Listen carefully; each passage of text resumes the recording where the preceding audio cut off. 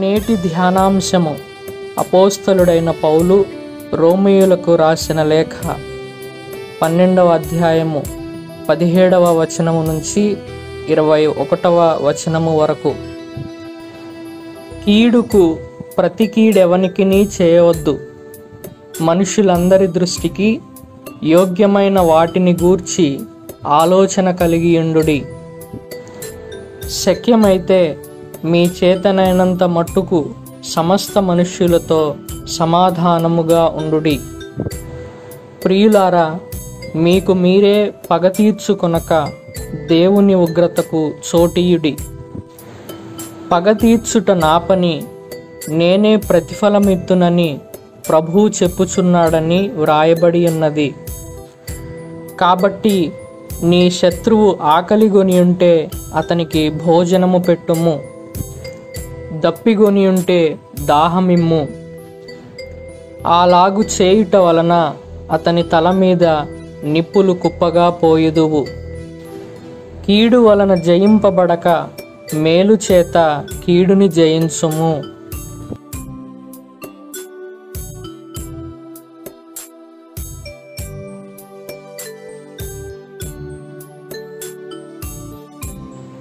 క్రీస్తునందు ప్రియమైన క్రైస్తవ విశ్వాసులారా, మన రక్షకుడు నమ్మదగిన దేవుడైన యేసుక్రీస్తు అతి పరిశుద్ధ నామములో మీకందరికీ వందనాలు తెలియజేస్తూ ఉన్నాను.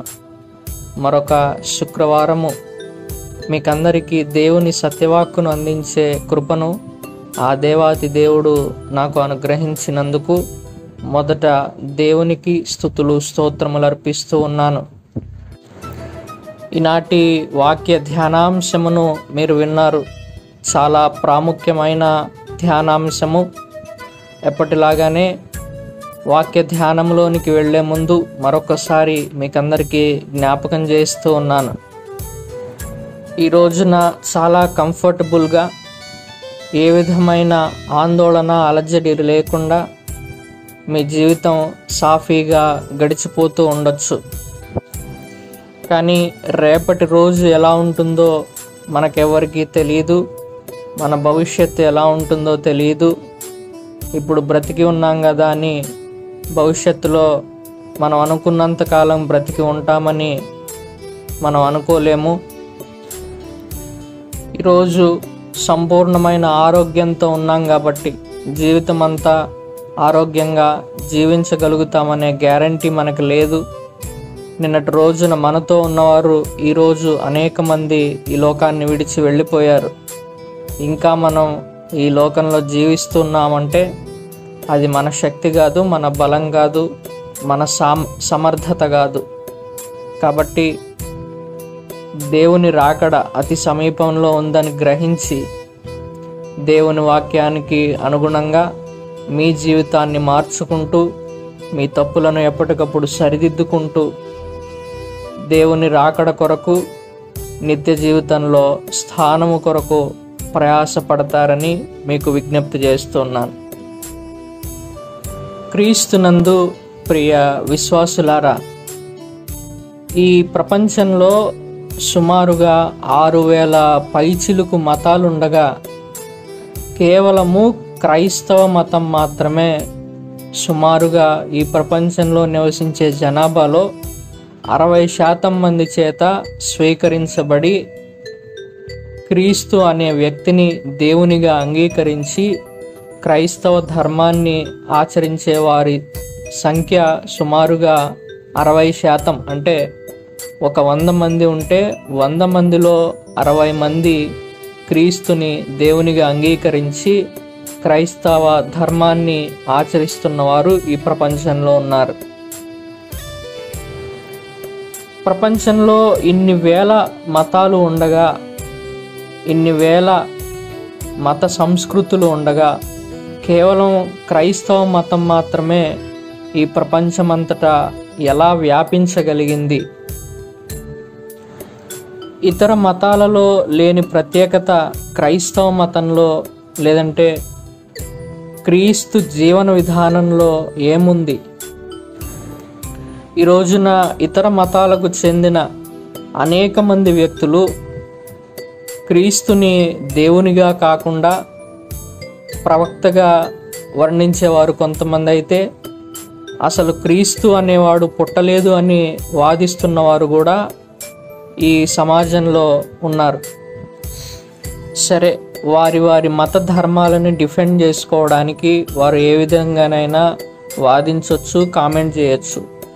కానీ వాస్తవాలను ఎవరు దాయలేరు, ఎవరు దాచిన వాస్తవాలు దాగవు.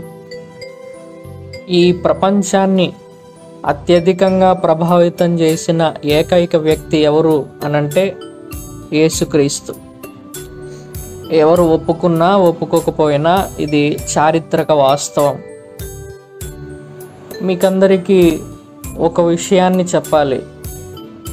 దేవుని యొక్క సత్య సువార్త అందకపోవడం వల్ల ఈ ప్రపంచంలోని ఏ ఒక్క మనుష్యుడు రక్షణకు దూరం కాకూడదు అని, నశించకూడదు అని సదుద్దేశంతో అనేక మంది దైవ సేవకులు వివిధ రూపాలలో దేవుని యొక్క సత్య సువార్తను, సువార్త అంటే నథింగ్ బట్ మంచి వార్త, ఆ వార్తను ఈ ప్రపంచానికి అందించాలనే ఉద్దేశముతో వివిధ రూపాలలో ప్రకటిస్తూ ఉన్నారు. అయితే అనేక మంది దైవ సేవకులు, అత్యధిక శాతం మంది దైవ సేవకులు చేస్తున్న పొరపాటు ఏంటి అంటే, యేసుక్రీస్తు ప్రభువు వారిని కేవలము జబ్బులు తగ్గించేవాడిగానో, ఆశ్చర్యకార్యాలు చేసేవాడిగానో, అద్భుతాలు చేసేవాడిగానో, ఇబ్బందులు తొలగించేవాడిగానో, సమస్యలు తీర్చేవాడిగానో ప్రొజెక్ట్ చేస్తున్నారు తప్ప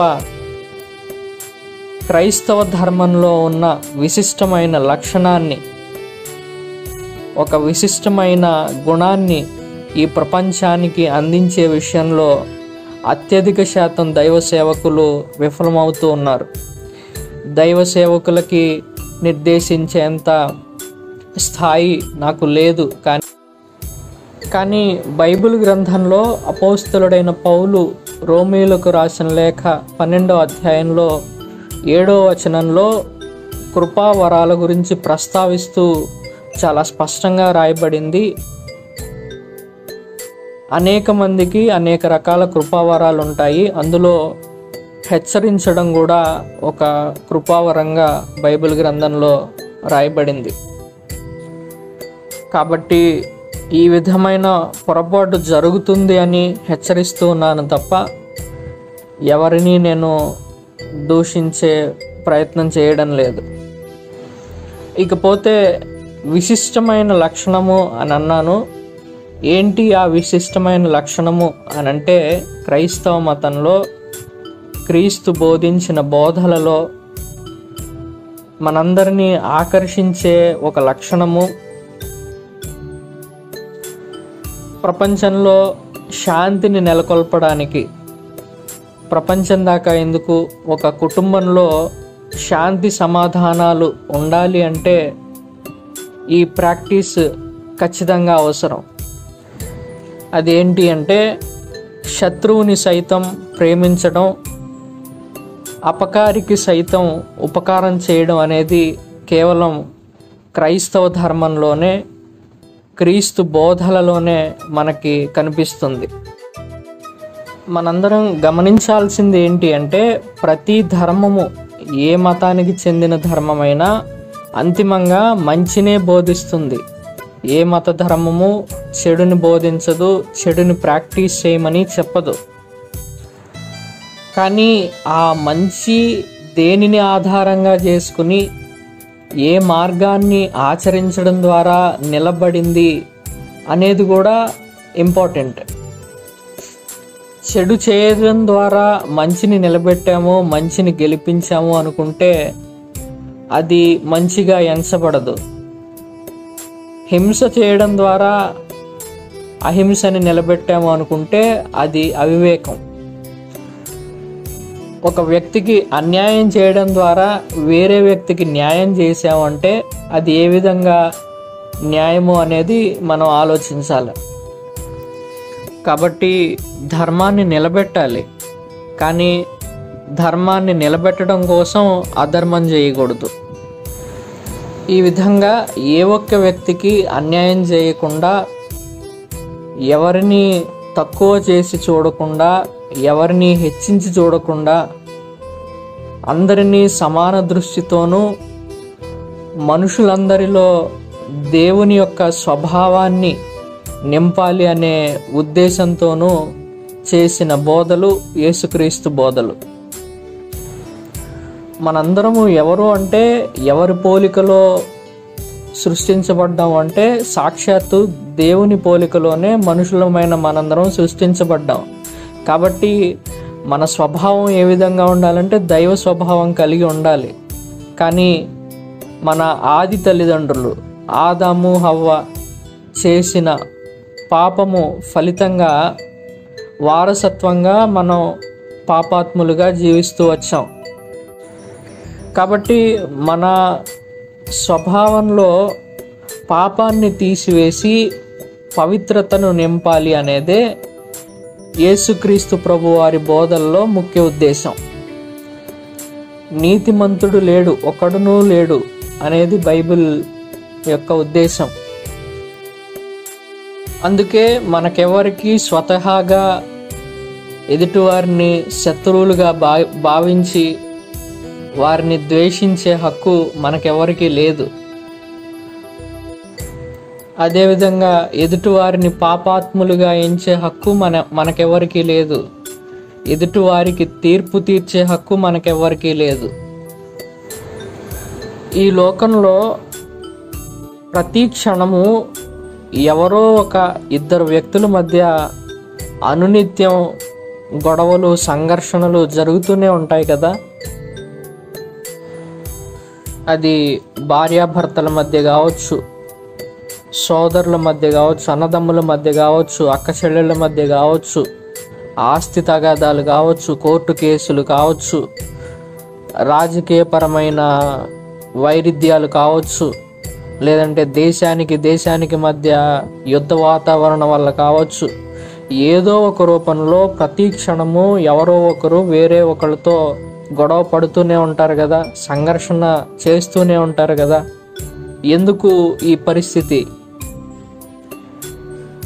ఈ సమాజంలో అనేక రకాల నేరాలు జరుగుతున్నాయంటే కారణం ఏంటి?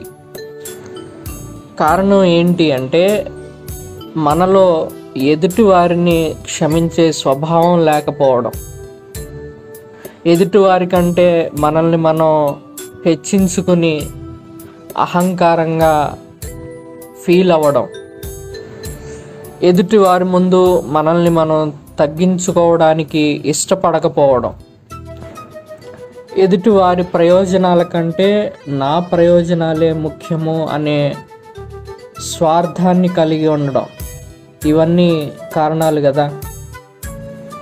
ఇన్ని అవలక్షణాలు కలిగిన మనిషిని సరిదిద్దే క్రమంలో యేసుక్రీస్తు ప్రభువారు బోధించిన బోధలే కదా నిజమైన పరిష్కారం.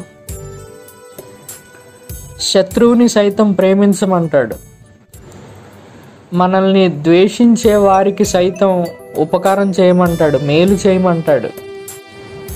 మీరు కనుక లూకాసు వార్త 6వ అధ్యాయము 27 నుంచి 38 వచనాల వరకు చదివితే మొత్తం శత్రువుని ప్రేమించే విషయంలో మనం ఏ విధంగా ప్రవర్తించాలి అనే దాని మీదే రాయబడి ఉంటుంది. ఈ వచనాలని 1 by 1 స్క్రీన్ మీద కూడా వస్తాయి. వాటి రిఫరెన్సులు రాసుకోండి. జాగ్రత్తగా 1కి 2 సార్లు చదివి అర్థం చేసుకోండి. ముఖ్యంగా 31 నుంచి 33 వచనాల్లో ఎంత చక్కగా వర్ణించబడుతుంది అంటే ముత్యాల కంటే విలువైన మాటలు. మీ ఎదుటి వాళ్ళు మీ విషయంలో ఎలా ప్రవర్తించాలని, ఎలా చేయాలని మీరు కోరుకుంటారో మీరు కూడా అలాగే చేయండి. మిమ్మల్ని ప్రేమించే వారినే మీరు ప్రేమిస్తే అందులో గొప్పతనం ఉంది. మిమ్మల్ని సన్మానించే వాళ్ళనే మీరు సన్మానిస్తే అందులో గొప్పతనం ఏముంది? ఆఖరికి పాపాత్ములు కూడా వాళ్ళకి ఎవరైతే మేలు చేస్తున్నారో వాళ్ళని ప్రేమిస్తారు కదా. అప్పుడు పాపం చేసే వాళ్ళకి మీకు తేడా ఏముంది? పాపం చేసేవాడికి కూడా నీతి, న్యాయం, నిజాయితీ ఉంటాయి. తాను పాపం చేసేటప్పుడు, చెడ్డ పని చేసేటప్పుడు తనకి సహకరించేవాడికి తిరిగి ఉపకారం చేయాలని అనుకుంటాడు. వాడి దృష్టిలో అది నీతి, అది న్యాయం. కాబట్టి మనకి మేలు చేసే వాళ్ళకి మనం మేలు చేస్తే పాపాత్ములైన వాళ్ళకి మనకి తేడా ఏముంది అంటాడు. కీడు చేసే వాళ్ళకి కదా మేలు చేస్తే అప్పుడు మన గొప్పతనం బయటపడుతుంది. ఆయన కృతజ్ఞత లేని వారి ఎడలను, దుష్టుల ఎడలను ఉపకారి అయి ఉన్నాడు అని రాసింది బైబిల్లో. ఆయనే దుష్టుల పట్ల కనికరం చూపించినప్పుడు, కృతజ్ఞత లేని వారి పట్ల కనికరం చూపించినప్పుడు మీరెందుకు కనికరం చూపించరు మీ శత్రువుల పట్ల అని బైబిల్ క్వశ్చన్ చేస్తుంది. మీరందరూ ఒక్కసారి ఊహించుకోండి, శత్రువుని ప్రేమించడం అనే స్వభావాన్ని మనలో ప్రతి ఒక్కరూ కలిగి ఉంటే ఈ ప్రపంచం అంతా ఎంత ప్రశాంతంగా ఉంటుంది, ఎంత శాంతియుతంగా ఉంటుంది. ఎక్కడైనా గొడవలు కనబడతాయా, ఆందోళనలు, అలజడులు కనపడతాయా, నేరాలు కనపడతాయా? ఒక్కసారి ఆలోచించండి. ఇంత గొప్ప మార్గం, ఇంత గొప్ప పరిష్కారం ఎవరు చూపించగలరు? సర్వోన్నతుడైన దేవుడు తప్ప ఇంత గొప్ప పరిష్కారాన్ని ఎవరు చూపించగలరు? ఈ లక్షణాన్ని మనం ఎందుకు ప్రొజెక్ట్ చేసుకోలేకపోతున్నాం? ప్రపంచానికి క్రైస్తవ ధర్మంలో ఇలాంటి పరిష్కారం ఉంది, ఇలాంటి మార్గం ఉంది అని మనం ప్రపంచానికి ఎందుకు చెప్పలేకపోతున్నాం అనేది పెద్ద ప్రశ్న. ఎంతసేపు యేసుక్రీస్తు అంటే అద్భుతాలు చేసేస్తాడు, ఆశ్చర్యకార్యాలు చేసేస్తాడు, నీ అప్పులు తీసేస్తాడు, నీ రోగాలు తీసేస్తాడు, ఈ భజనతోనే, ఈ బోధతోనే జనాల్ని టెంపరీగా కన్వర్ట్ చేస్తున్నారు, ఇటువైపు తిప్పుతున్నారు. కానీ నిజమైన క్రీస్తు స్వభావాన్ని అవతలి వాడిలో మనం ఇంజెక్ట్ చేయగలుగుతున్నావా అనేది ఎవరికి వాళ్ళం ప్రశ్నించుకోవాలి. ఈరోజు మనం ఎంచుకున్న ధ్యానాంశాన్ని జాగ్రత్తగా చదవండి. మన తండ్రి అయిన దేవుడు ఏమంటున్నారు అంటే, మనకి ఎవరైనా అపకారం చేసినప్పుడు, మన బంధువులు కావచ్చు, మన స్నేహితులు కావచ్చు, సొంత కుటుంబ సభ్యులు కావచ్చు, పొరుగువారు కావచ్చు, ఏ రూపంలోనైనా మనకి ఒకరు అపకారం చేసినప్పుడు, కీడు తలంచినప్పుడు ఆ కీడుకి ప్రతి కీడు చేయొద్దు అని దేవుడు చెప్తూ ఉన్నాడు. మీకు మీరే పగ తీర్చుకోవద్దు, దేవుని ఉగ్రతకి చోటివ్వండి, పగ తీర్చుకొనుట నా వంతు, నేనే ప్రతిఫలమునెత్తును అని దేవుడు చెప్తున్నాడు కదా అని ఈ మూల వాక్యంలో రాయబడి ఉంది. అంటే నీ విషయంలో ఎవరైనా అభ్యంతరకరంగా ప్రవర్తించినప్పుడు, నిన్ను ఇబ్బంది పెట్టినప్పుడు, నీకు కీడు చేసినప్పుడు, అపకారం చేసినప్పుడు దేవుడు దాని అంతటిని చూస్తూ ఉన్నాడు. ఆయన ఏమని వాగ్దానం చేస్తున్నాడంటే, నీ బదులుగా ఆయన తన ఉగ్రతను చూపించడం ద్వారా నీ శత్రువులు ఎవరైతే ఉన్నారో వారి మీద ఆయన పగ తీర్చుకుంటాడు అని స్పష్టంగా వాగ్దానం చేశాడు. కాబట్టి మనం ఎవరి చేతనైతే బాధింపబడుతూ ఉన్నామో, ఎవరి వలనైతే అభ్యంతరం పడ్డామో, ఎవరి వలననైతే సమస్యకు గురవుతున్నామో, వేదనకు గురవుతూ ఉన్నామో, వారి మీద మనం ప్రతీకారం తీర్చుకోవడం కాదు, వారి చర్యకి మనం ప్రతిచర్యను చేయడం కాదు, మన సమస్త సమస్యలను, మన సమస్త వేదనను దేవునికి అప్పగించి ఆయన తగిన సమయంలో వారికి తగిన విధంగా సమాధానం చెప్తాడు. కాబట్టి మన శత్రువులైన వారిని మన బాధ్యతగా మనం ప్రేమించాలి. వారు ఆకలిగా ఉన్నప్పుడు భోజనం పెట్టాలి, దాహంగా ఉన్నప్పుడు వారి దప్పిక తీర్చాలి అని దేవుడు మనకి సూచిస్తూ ఉన్నాడు. ఈ విధంగా ఎప్పుడైతే మనం అవతలి వాడి చర్యలకు రియాక్ట్ కాకుండా పాజిటివ్ వేలో దానిని రిసీవ్ చేసుకుంటూ అతనికి ఒక పాజిటివ్ వేవ్స్ని మనం పంపిస్తామో, ఒక సానుకూల వాతావరణాన్ని మనం ఎప్పుడైతే క్రియేట్ చేసుకుంటామో, ఒకసారి కాకపోతే రెండవసారి అయినా ఖచ్చితంగా అతని మనసులో ఆలోచన మొదలవుతుంది. నేను ఎందుకు ఇలా చేస్తున్నాను అనే ఆలోచన అతనిలో మొదలవుతుంది. అందుకే దేవుడు ఏమంటున్నాడంటే శత్రువును సైతం ప్రేమించమంటున్నాడు. చాలామంది అనుకోవచ్చు, ఎంత భరిస్తామండి, మేము ఎంత సహనంగా ఉన్నా అవతలి వాళ్ళు దానిని చులకనగా తీసుకుని వాళ్ళు మారడం పక్కన పెడితే ఇంకా మమ్మల్ని ఇబ్బంది పెడుతూ ఉన్నారు, మాకు కూడా బలహీనతలు ఉంటాయి కదా, ఎంతకాలం అని సహిస్తాము అనే ఆలోచన కలిగి చాలామంది ఉంటారు. కానీ ఈ మన ధ్యానాంశంలో ఆఖరి వచనం చదవండి. రోమీయులకు రాసిన లేఖ 12వ అధ్యాయము 21వ వచనంలో ఏమని రాయబడి ఉంది? కీడు వలన జయింపబడక మేలు చేత కీడుని జయింపుము. అంటే దీని అర్థం ఏంటి?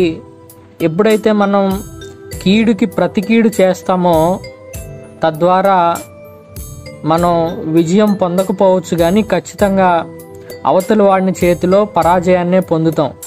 ఎందుకంటే కీడుని చేయటంలో మనకంటే అవతలి వాడు సమర్థుడు కాబట్టి. సో అక్కడ మనకి విజయం లభించదు. కానీ మేలు ఎప్పుడైతే చేస్తామో ఒకరోజు కాకపోతే ఇంకొక రోజైనా అవతలి వ్యక్తిని ఖచ్చితంగా మనం గెలుస్తాం. కాబట్టి క్రీస్తునందు ప్రియమైన విశ్వాసులారా, మీ వ్యక్తిగత జీవితంలో ఏదో ఒక సందర్భంలో మీ కుటుంబ సభ్యులతోనో, మీ పొరుగు వారితోనో, స్నేహితులతోనో, మీరు ఉద్యోగం చేసే ఆ వ్యవస్థలో ఎవరో ఒకరితో మీకు మనస్పర్ధలు రావచ్చు, వారి వల్ల మీరు ఇబ్బంది పడవచ్చు, మీ మనసు నొచ్చుకోవచ్చు. కానీ దేవుని చెప్పిన ఈ వాక్యాన్ని, ఈ మార్గాన్ని ప్రాక్టీస్ చేయడం అలవాటు చేసుకోండి. ఒకసారి చేసి చూడండి. ఎవరైనా మీకు అపకారం చేస్తే దానికి రియాక్ట్ కాకుండా పాజిటివ్ వేవ్లో స్పందించండి. దాని ప్రతిఫలం ఎలా ఉంటుందో చూడండి. ఇది చాలా ఆరోగ్యకరమైన మార్గం ప్రపంచమంతటికి. అందుకనే మొదట్లో నేను చెప్పినట్టు ప్రపంచంలో సుమారుగా 60% మంది జనాభా యేసుక్రీస్తుని దేవునిగా అంగీకరించి క్రైస్తవ మార్గంలో నడుస్తూ ఉన్నారు. ఆ దేవాది దేవుని చిత్తముంటే మరొక శుక్రవారం మరొక ధ్యానాంశముతో మళ్ళీ కలుసుకుందాం. దేవునికి ప్రార్థించడం మానకండి. దేవుని వాక్యాన్ని చదవడం మానకండి. చదివిన వాక్యాన్ని ఆచరించండి. దేవుని దీవెనలు పొందుతారు. దేవుడు మిమ్మలను దీవించునుగాక. ఆమెన్.